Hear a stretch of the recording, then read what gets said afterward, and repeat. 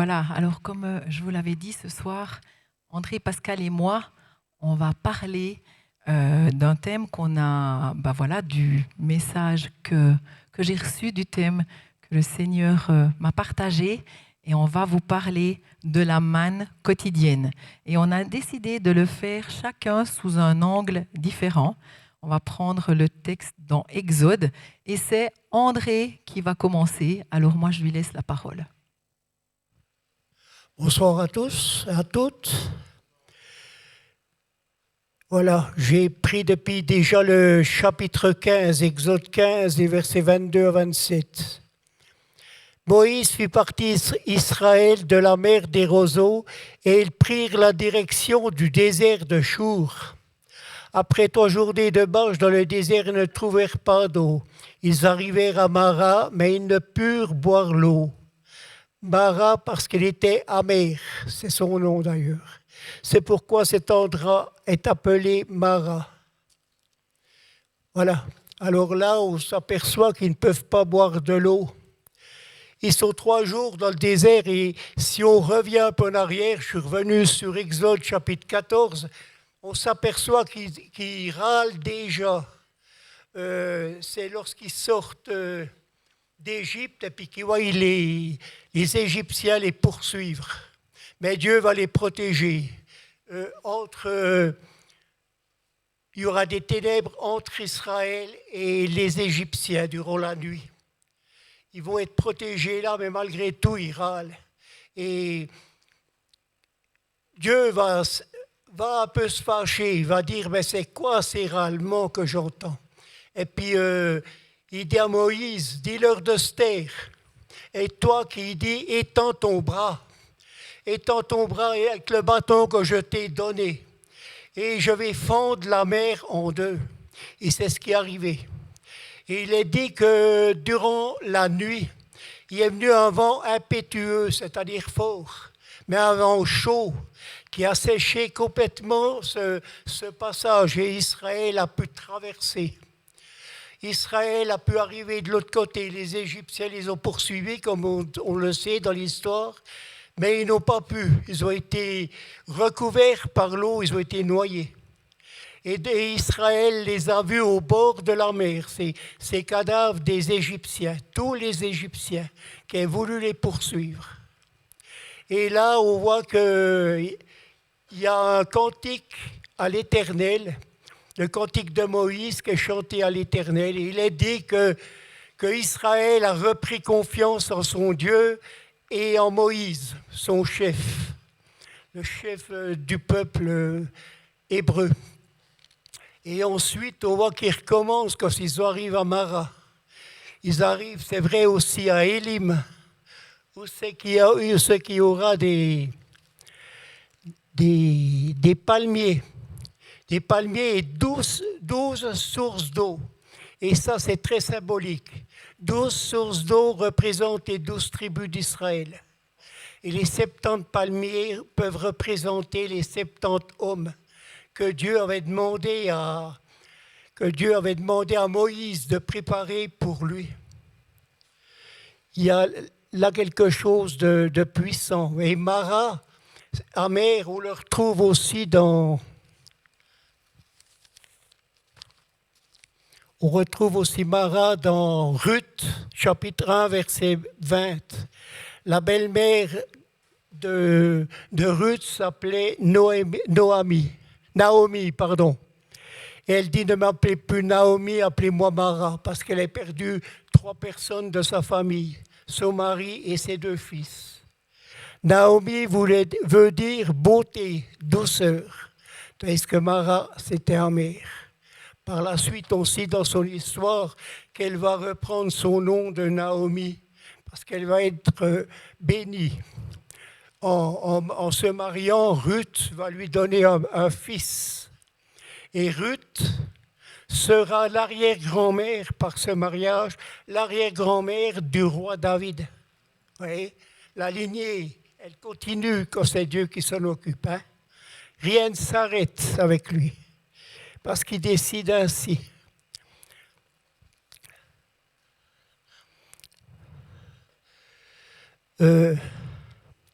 encore au verset 24, le psaume 106, verset 30, parle de la révolte d'Israël. Pourtant, il est dit qu'ils reconnaissaient leurs fautes, comme la faute de leurs ancêtres, mais malgré tout, ils râlent. Le psaume 106, au verset 13, le rappelle ça. Exode 14, le peuple gémit, car à cause des Égyptiens, voilà, que je vous ai dit tout à l'heure. Exode 14, 10, le Seigneur leur donne de l'eau douce grâce à un bois. Il dit à Moïse, prends ce bois et mets-le dans l'eau, lance-le dans l'eau. C'est ce qu'il fait et l'eau s'adoucit. Et là, ils arrêtent.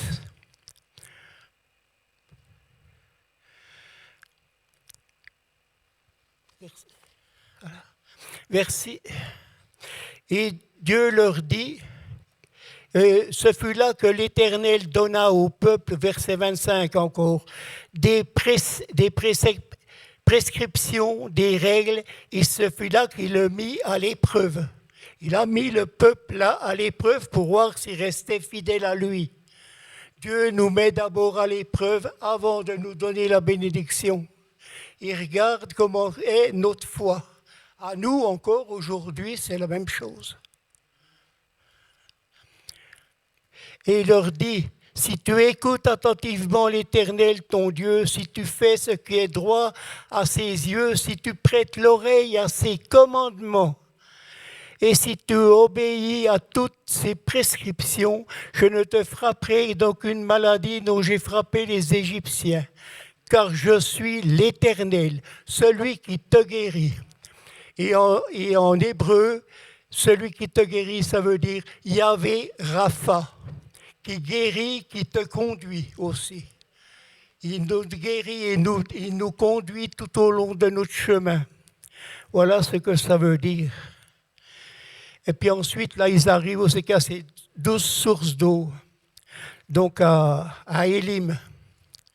Là, ils vont passer un bon moment, je pense, parce que je crois que le palmier a un fruit aussi. Et ils vont prendre passer un fruit qui est doux. Et ils vont prendre de ce fruit, de ce palmier. Ils vont passer, un bon moment, qu'on peut dire, un bon moment de tranquillité. Mais après ça, ils doivent repartir.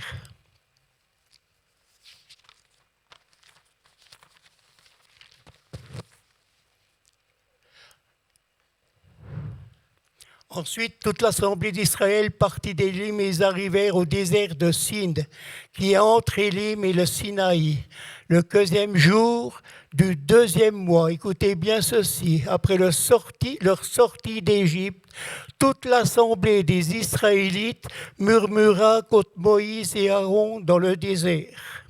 Et voilà qu'ils recommencent à se plaindre.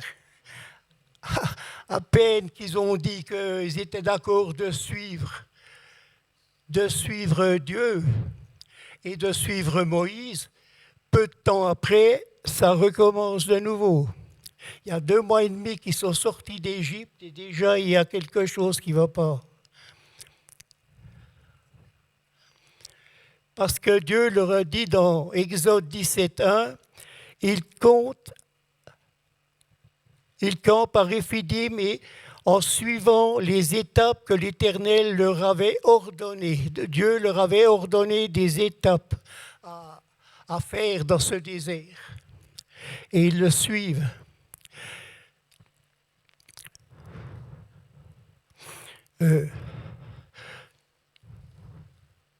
Dans 1 Corinthiens chapitre 10, verset 10, ne murmurez pas qu'il est dit, comme certains l'ont fait dans le désert.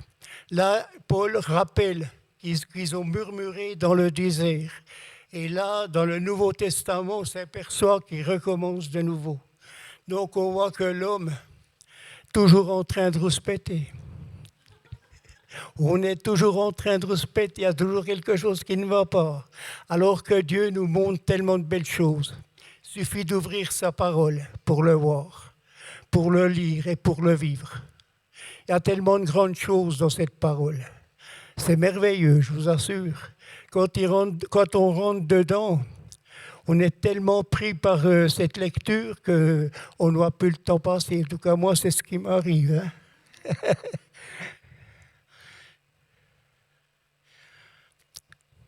Parce qu'il dit qu'ils sont, dans 1 Corinthiens 10, il dit qu'ils ont fait de la sorte qu'ils sont morts sous les coups du destructeur. Et quand on lit la parole de Dieu, on s'aperçoit surtout pour les 10 espions, vous savez, ces 10 espions qui ont refusé d'écouter Dieu, qui n'ont pas voulu, qu'ils ont donné un mauvais témoignage, il est dit qu'ils sont tous morts en face de Dieu. Et moi, j'ai trouvé ça que ça devait être terrible.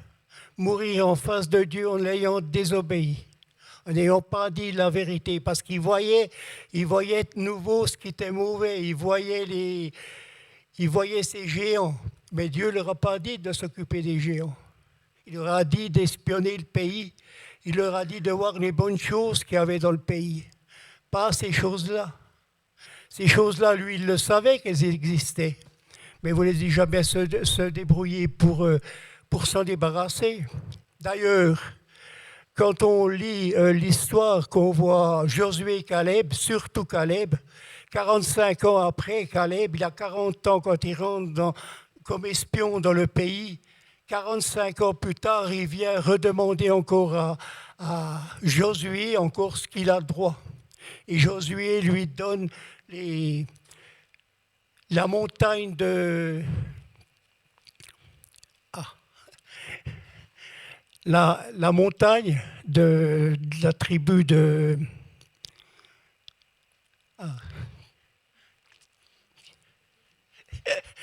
Je ne sais plus maintenant. Enfin bref, et puis il donne aussi la ville d'Hébron. C'est la montagne de Juda et la ville d'Hébron. Il est dit qu'à Hébron, il a tué 2 fils du géant Anak. Je ne pense pas qu'ils devaient être des petits, hein, ces deux-là. Et pourtant, il les a tués.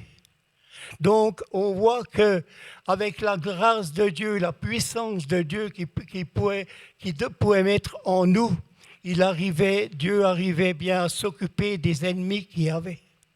Donc, il n'est pas à craindre comme ils ont craint. Et puis nous, c'est pareil aujourd'hui, si on ne fait pas attention. On peut être comme eux. On peut avoir peur. Mais lui, il nous dit, ne crains rien. Et plusieurs fois dans la parole, il revient avec ces paroles, ne crains rien, je suis avec toi. Je suis celui qui te conduit. Je suis Yahvé Rapha, celui qui te conduit, celui qui te soutient. De ma droite triomphante, qui peut nous dire ce soir, je te soutiens de ma droite triomphante. Tu ne risques rien avec moi. Mets ta confiance en moi.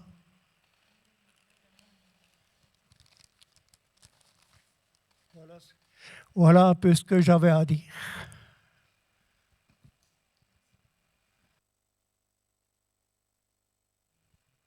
Merci André pour ton riche partage. Moi, je trouve toujours, je suis émerveillée de voir comment le texte parle à un, parle à l'autre, et comme il est riche de le lire aussi ensemble en église, parce que il a donné des pépites que peut-être nous, on n'avait pas vues, et puis ça nous encourage, ça nous fortifie ensemble, ça nous édifie ensemble. Enfin, moi, j'aime beaucoup ça parce que, en fait, ça nous nourrit.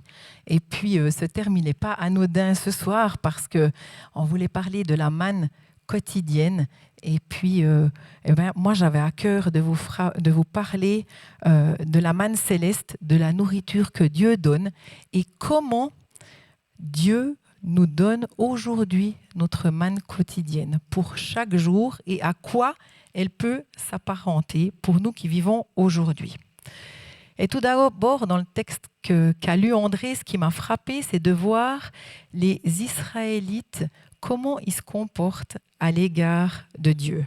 Alors que Dieu, il vient de leur montrer quand même un des plus grands miracles de l'histoire. C'est la mer qui s'ouvre, 2 murs de chaque côté, l'eau se met dans 2 murs, ils peuvent traverser à pied sec, et quand ils ont traversé, la mer, elle se referme sur l'armée égyptienne qui les poursuivait. Et le miracle, je me suis dit, mais ils ne l'ont pas seulement vu, ils ne l'ont pas salué de loin, ils l'ont vécu et ils étaient au cœur même du miracle. Donc, ce n'est pas rien, ils ont vu Dieu agir. Ils avaient aussi vu Dieu se manifester dans les 12 fléaux d'Égypte, qui étaient aussi des grands miracles, à quelque part. Et c'est grâce à Dieu qu'ils ont pu sortir du peuple pour aller dans le pays promis en Canaan. Donc moi, je me suis dit, mais le peuple d'Israël, il avait l'habitude que Dieu prenne soin d'eux, que Dieu soit avec eux. La Bible dit, dans Exode 13, les versets 13 et 14, qu'il les conduisait le long du chemin pour qu'ils puissent marcher le jour et la nuit. Et il les conduisait, c'était par la colonne de feu pendant le jour, la colonne de fumée pendant le jour et la colonne de feu pendant la nuit. Et ces colonnes, si on veut, n'ont jamais cessé de les précéder. Donc ils ont vu ça, ils avaient Dieu qui était tout près d'eux, ils étaient habitués. Et ils ont vu ensuite, André nous l'a dit, l'eau amère qui était changée en eau douce pour qu'ils puissent la boire. Donc ils avaient, je voudrais dire, l'habitude de voir Dieu agir dans leur quotidien. Et ils murmurent quand même contre lui. Et puis moi, je me suis dit, mais ça m'a interpellée. Alors, je ne veux pas juger, parce que peut-être si j'avais été là, j'aurais suivi le mouvement. Mais ça m'a quand même beaucoup questionné. Ça m'a interpellée. Et puis, ça m'a enseigné sur le fait de se rappeler les bonnes choses que Dieu a fait dans nos vies. Quand c'est qu'il s'est manifesté dans nos vies, quand c'est qu'il a été bon avec nous, quand c'est qu'on a vu son miraculeux agir dans nos vies pour pouvoir s'en souvenir quand on est dans des phases difficiles. Puis au lieu de murmurer contre lui, de s'attendre à lui. Parce que Dieu, il a répondu, malgré leur attitude de cœur. Moi, ça m'a frappé, ça. Dieu, il avait pris déjà tellement soin d'eux, il entend ce peuple qui murmure contre lui, et puis il répond quand même. Il leur donne d'abord les cailles pour manger, puis ensuite la manne, jour après jour, pendant 40 ans, jusqu'à ce qu'ils arrivent dans le pays qu'il leur avait promis. Et moi, je trouve ça juste fabuleux. Et puis, moi, je vais prendre la lecture du texte qui parle de ça dans Exode 16, à partir du verset 13 jusqu'au verset 18. Lorsque la rosée s'évapora, quelque chose de granuleux, fin comme du givre, restait par terre. Les Israélites le virent, mais ne savaient pas ce que c'était, et ils se demandèrent les uns aux autres, mais qu'est-ce que c'est ? Et qu'est-ce que c'est en hébreu ? C'est man-ou. Donc, le nom man est tiré de ce nom man-ou. Je vais le prononcer comme ça. Je ne sais pas si ça se dit man-u, man-ou, mais moi, je vais le dire comme ça. Moïse leur répondit, « C'est le pain que le Seigneur vous donne à manger, et voici ce que le Seigneur a ordonné, que chacun en ramasse la ration qui lui est nécessaire. Vous en ramasserez environ 4 litres par personne, d'après le nombre de personnes vivant sous la même tente. » Les Israélites agirent ainsi. Ils en ramassèrent les uns beaucoup, les autres peu. Mais lorsqu'ils en mesurèrent la quantité, ceux qui en avaient beaucoup n'en avaient pas trop, et ceux qui en avaient peu n'en manquaient pas. Chacun avait la ration nécessaire. Waouh! La bonté et la fidélité de Dieu. Alors, qu'est-ce que ce texte il peut nous enseigner à nous qui vivons ici aujourd'hui ? La première chose toute simple et basique, c'est que Dieu, c'est encore lui qui nous donne notre nourriture aujourd'hui. Et si on a quelque chose à manger sur nos tables, on peut lui être reconnaissant parce que c'est par sa grâce que nous avons à manger. Et cette nourriture, physiquement, elle nous permet de rester en vie. Mais je pense que Dieu, au-delà de ça, il veut nous montrer plus. Parce que comme on l'a dit, je crois que ça a été donné dans une parole ou qu'on l'a chanté, Dieu, il nous aime tellement, on lui est tellement précieux, il a envoyé Jésus mourir sur la croix pour qu'on puisse être sauvé, pour qu'on puisse être réconcilié avec notre Père et qu'on puisse avoir la vie éternelle. Et Jésus, en venant sur la terre, il s'est fait pour nous. Christina a bien terminé sur ce que moi je vais partager, c'est qu'il est devenu pour nous le pain de vie, pour que spirituellement, on n'ait plus jamais faim et jamais soif. C'est Jean 6, 32 à 35 où Jésus dit « C'est moi qui suis le pain de vie. Celui qui vient à moi n'aura jamais faim et celui qui croit en moi n'aura jamais soif. » Amen. Et Romains 14 dit « Car le royaume de Dieu, ce n'est pas le manger et le boire, mais la justice, la paix et la joie par le Saint-Esprit. » Et Jésus, il s'est fait pour nous pain de vie, pour qu'on puisse avoir accès à un royaume qui est fait de justice, de paix et de joie. Amen, amen.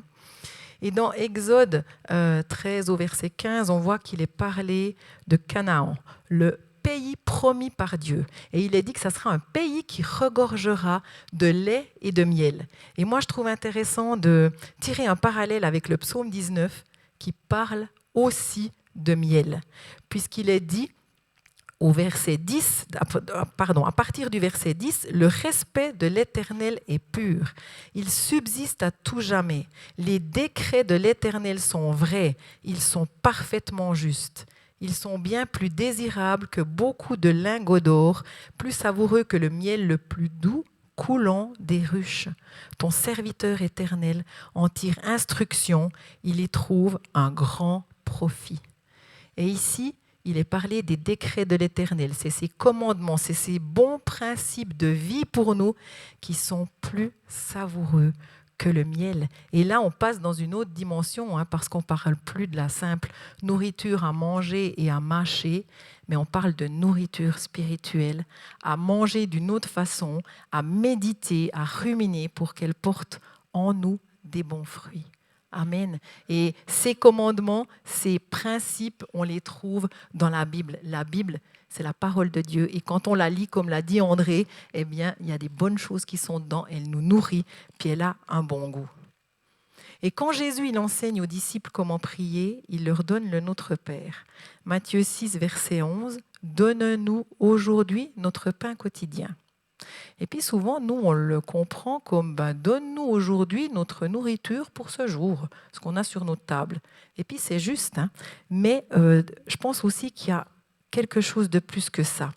Dans Jean 4, versets 31 à 34, il est dit « Pendant ce temps, les disciples le pressaient. » Donc là, il parle de Jésus en disant « Mange, mange !» Mais il leur dit, j'ai à manger une nourriture que vous ne connaissez pas. Les disciples se disaient donc les uns aux autres, quelqu'un lui aurait-il donc apporté à manger? Puis moi, je me suis dit, comme nous, les disciples, ils pensent à de la nourriture à manger. Mais comme nous, on peut le penser habituellement pour donne-nous notre pain de ce jour. Mais écoutez bien ce que Jésus va répondre au verset 34. Ma nourriture est de faire la volonté de celui qui m'a envoyé et d'accomplir son œuvre. Waouh! Autrement dit, donne-nous aujourd'hui notre pain de ce jour et donne-nous aujourd'hui la portion de révélation dont nous avons besoin, Seigneur, pour faire ta volonté pour ce jour, pour qu'on puisse obéir à ta parole en ce jour, pour qu'on puisse faire ce que tu nous demandes de faire jour après jour et chaque jour. Amen. Amen. Enfin, ça, c'était pour moi une révélation, donc je voulais vous le partager. Et puis, encore quelque chose, c'est que dans le texte d'Exode, on voit que Dieu, il pourvoyait à leurs besoins malgré leur attitude de cœur et il leur donne juste ce qu'il leur faut au moment où il le faut. Dieu, il leur a demandé de ramasser la manne d'une certaine façon, ni trop peu. Et on voit que chacun avait la ration nécessaire pour ce qui lui fallait, chacun selon son besoin. Et moi, ça me parle au niveau de la provision financière et matérielle. Parce que le peuple d'Israël, à ce moment-là, ils n'avaient pas des factures à payer, mais eux, ils avaient besoin de nourriture. Et c'est ça que Dieu leur a donné. Nous, aujourd'hui, on a des besoins différents. On a toujours besoin de nourriture, mais on a des besoins aussi financiers et matériels. Et Dieu, il n'a pas changé. Dieu, il est le même hier, aujourd'hui que demain. Et ce qu'il a dit et ce qu'il a fait dans sa parole, eh bien, il le refait encore. Et ça s'accomplit aujourd'hui encore pour nous. Ça reste valable pour nous aujourd'hui. Amen. Matthieu 6, les versets 31 à 34. Ne vous inquiétez donc pas et ne dites pas « Que mangerons-nous? Que boirons-nous? Avec quoi nous habillerons-nous » En effet, tout cela, ce sont les membres des autres peuples qui le recherchent. Or, votre Père céleste sait que vous en avez besoin. Recherchez d'abord le royaume et la justice de Dieu, et tout cela vous sera donné en plus. Ne vous inquiétez donc pas du lendemain, car le lendemain prendra soin de lui-même. À chaque jour suffit sa peine. Amen. Et je crois qu'il n'y a rien à rajouter. Si on est fidèle à Dieu, si on a une bonne attitude de cœur, si on obéit à ce qu'il nous demande, eh bien, il va pourvoir à nos besoins. Amen. Et je vais terminer avec le verset de Lamentation 3, 21-24.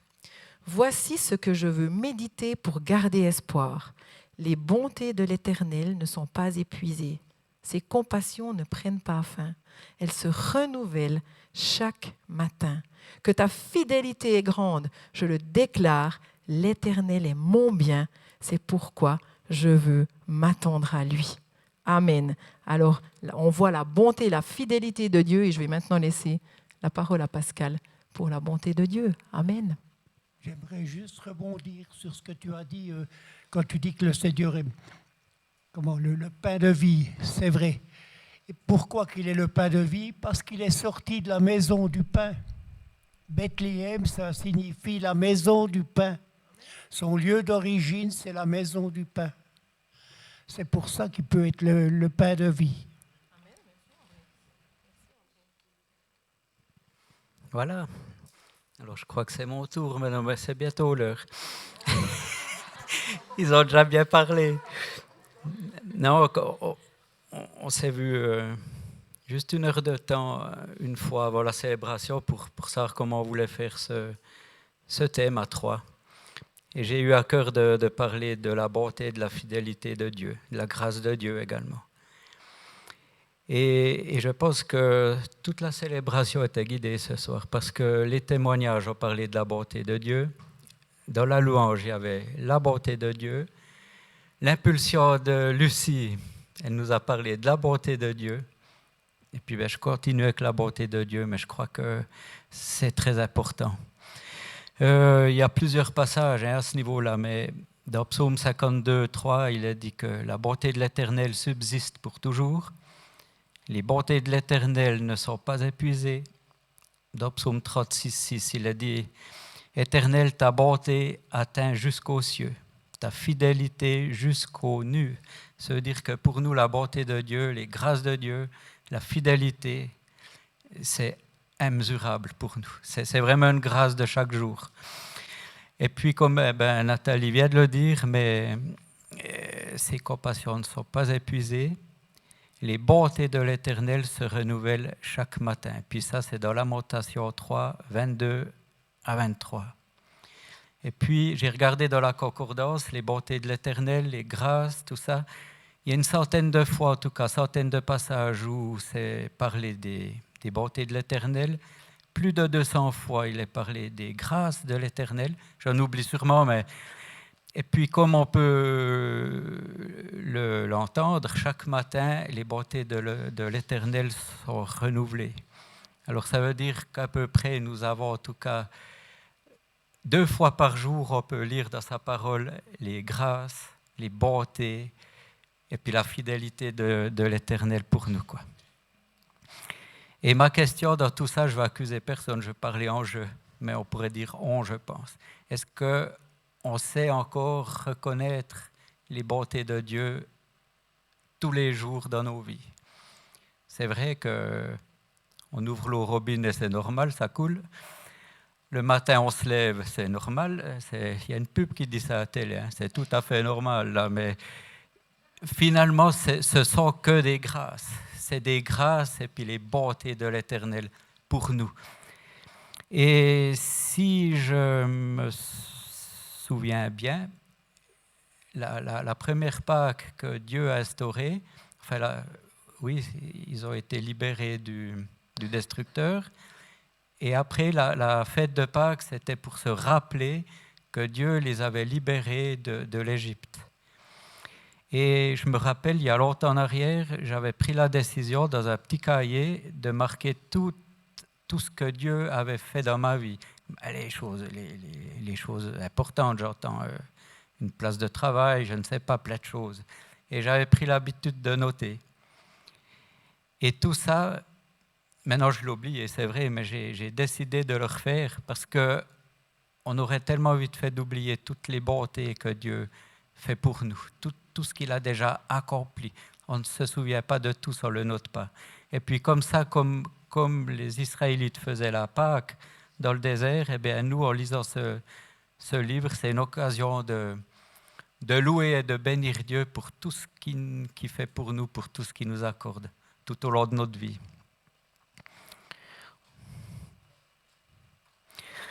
De plus, eh bien, tout ce que l'on a sur terre, que nous possédons, nous l'avons par la grâce de Dieu. Ecclésiaste 3,13 nous dit « Si un homme jouit du bien-être, c'est là un don de Dieu. » Dieu nous accorde des bénédictions, et puis si on réfléchit plus loin, souvent, on peut bénir d'autres personnes au travers des bénédictions que Dieu nous accorde. Souvent, eh bien, on croit que si on a un toit, si on a une maison, si on a, je ne sais pas, déjà rien qu'un frigo bien rempli le soir, quand on rentre, une douche, en fait, tout ce qu'on a, une auto, le dernier Natel, je ne sais pas, un S, je ne sais pas quoi, finalement, c'est quand même, c'est tout des grâces de Dieu, ce sont toutes des bénédictions pour nous. Mais seulement, Jésus nous dit aussi qu'il vaut mieux s'amasser des trésors dans le ciel, où les voleurs ne dérobent pas, où la rouille et les mythes ne détruisent pas. Parce que notre belle maison, notre poste de travail, tout ça, bien, un jour, ça finira à la casse, tout ça. Il ne restera rien. Mais seulement les bontés de l'Éternel, ce qu'on mettra comme trésor dans le ciel, ça restera. Et puis je pense que ça, c'est très important. Et au travers de toutes ces grâces que nous avons, bien sûr, la nourriture, le boire, enfin toutes ces choses-là, c'est quelque chose de vital pour nous. Mais je pense que la plus grande grâce que Dieu nous a faite, c'est le sacrifice de Jésus à la croix pour nous. Parce qu'au travers de son sacrifice, eh bien, nous avons la vie en abondance et puis la vie éternelle plus tard. Et ça, je pense que c'est le plus beau cadeau que Dieu a pu nous faire, quoi.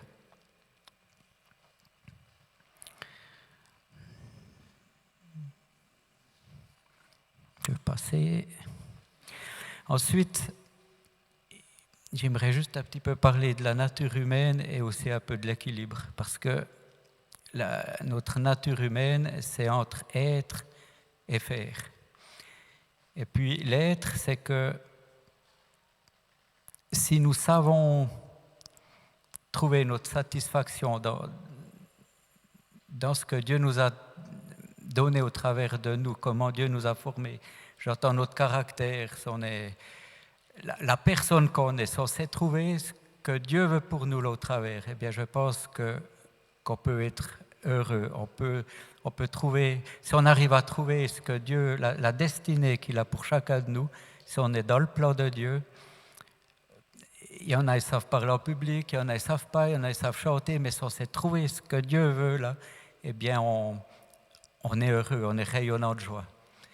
Par contre, la nature humaine, elle a envie on a besoin quelquefois comment dire ça, d'être reconnu, j'entends. T'as bien parlé, t'as bien chanté, tu fais bien ton travail, ça c'est toutes des choses que la nature humaine a besoin quelque part. Mais ce n'est pas le plus important. Parce que ce qu'on aura bâti, tout ce qu'on aura fait, il ne restera pas grand-chose de ça. Ce qui compte, c'est de trouver le chemin que Dieu a tracé pour chacun de nous. Je ne sais pas, on peut suivre notre appel, le but que Dieu a pour nous, notre physique, notre handicap. Là, il y a Mick, le petit bonhomme sans jambes ni bras, là. Ouais, Nick. Ouais. Lui, j'entends, c'est l'exemple parfait pour nous parce qu'il n'a pas de bras, pas de jambes. Mais je pense que dans sa tête, lui, il est guéri, il a des jambes et des bras parce que au travers de son handicap, il touche des millions de personnes. Et ça, c'est grandiose, quoi. C'est phénoménal ce que Dieu fait au travers de lui. Alors, acceptons-nous comme on est et allons de l'avant avec ça.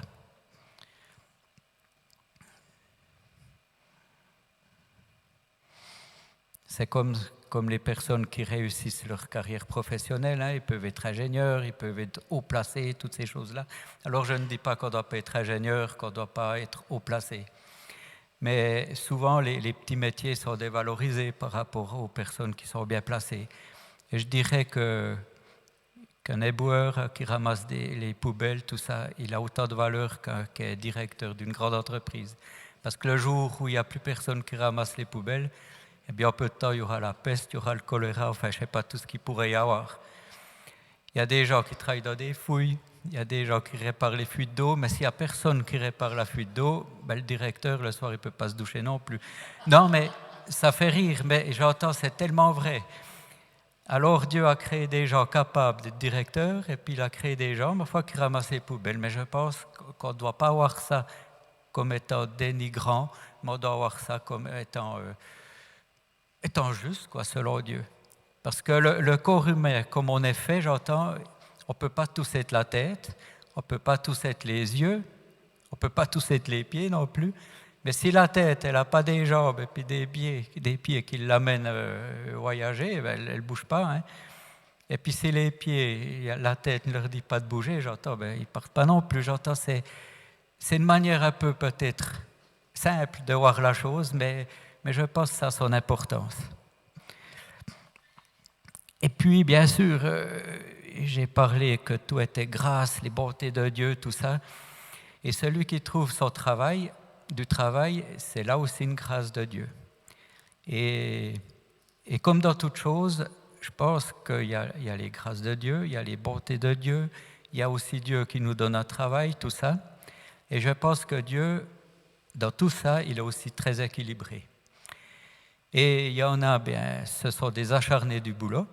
Il y en a, ben, rien ne les retient. Il n'y a que le boulot, ça veut dire que tout le reste, il passe à côté de grandes choses. Et puis il y en a d'autres, ma foi, il faudrait un peu leur donner un coup de pied, je pense, pour qu'ils bougent un peu, parce qu'ils sortent plutôt, ils seraient plutôt le contraire. Et dans Ecclésiaste 4.4, ça je vais vous le lire parce que je trouve que c'est vraiment super.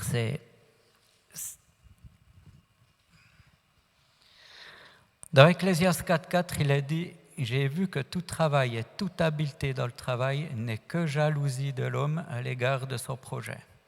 C'est encore là une vanité et poursuite du vent.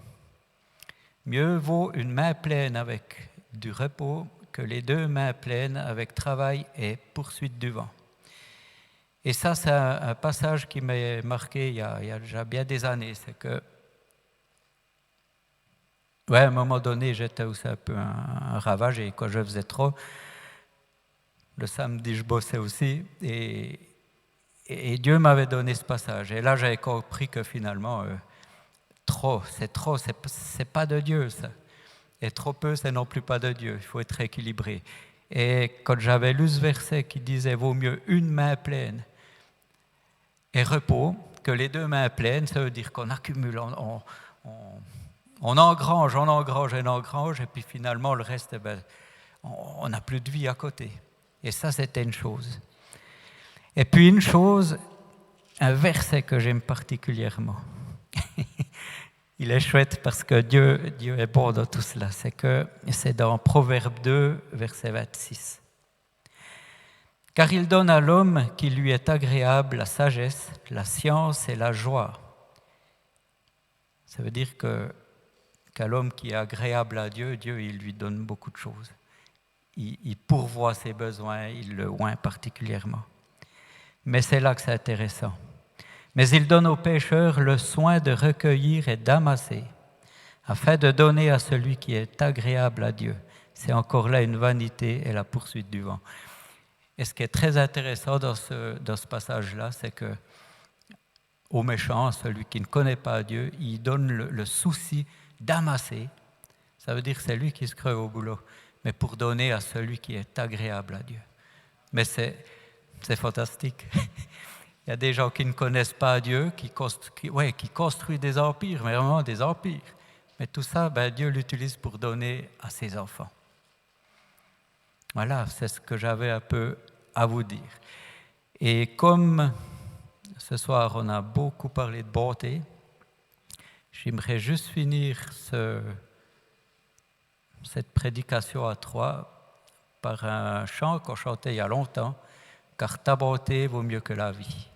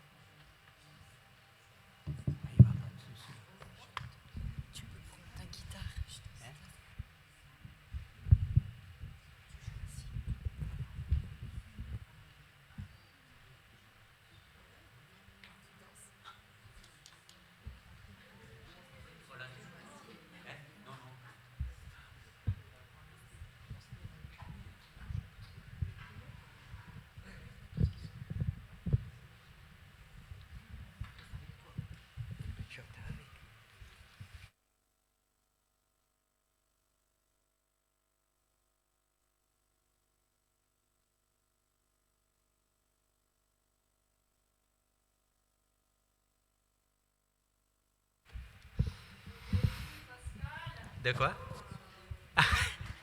Alors c'est un vieux chant c'est un vieux chant que beaucoup de monde connaît, mais tout simple, mais j'avais vraiment à cœur de le chanter ça. Vous pouvez chanter avec, hein? Car ta bonté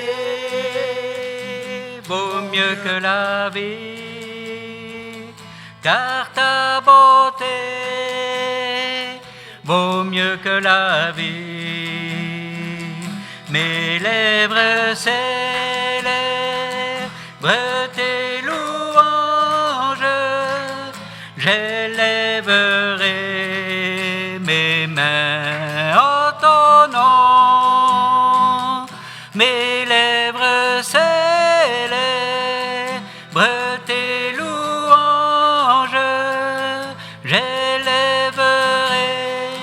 mes mains en ton nom.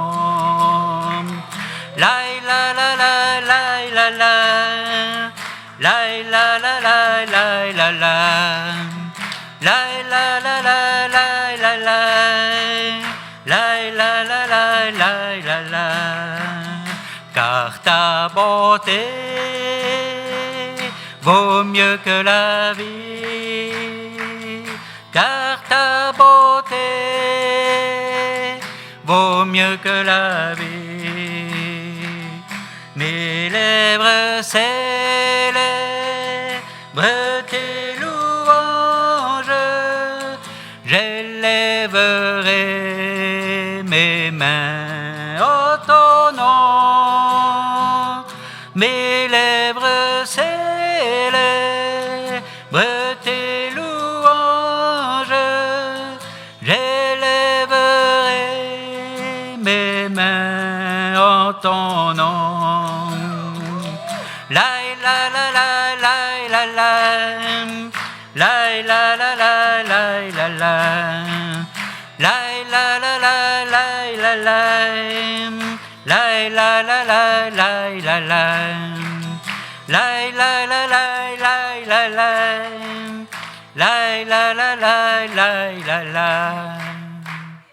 Amen.